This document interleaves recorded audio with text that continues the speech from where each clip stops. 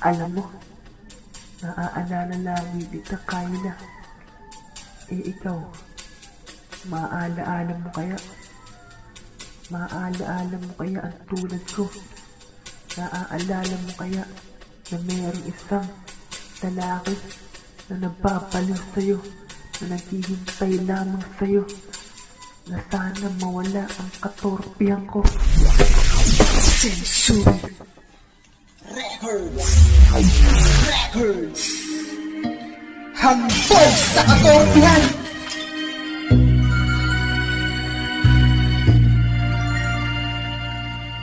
Huwag mong sabihin ika'y hama, kahit na isang mahirap, pagkat ang tangi kong pag-ibig, ganyan ang hinahanap.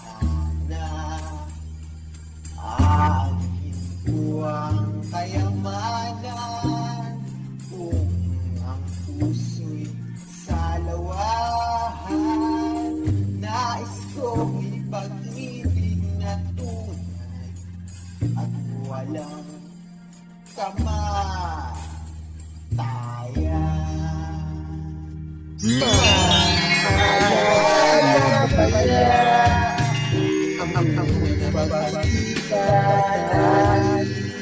Isa matahan bawat puso ng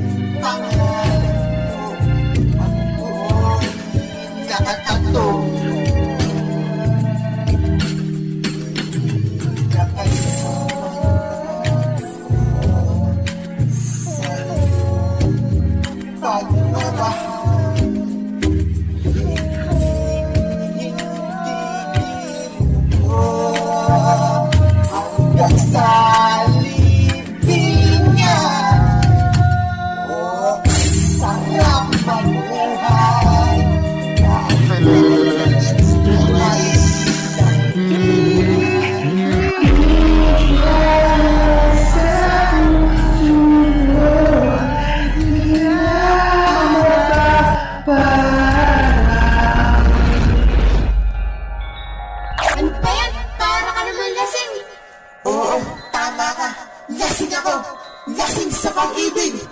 Kaya na pakinggan mo ang sasabihin ko.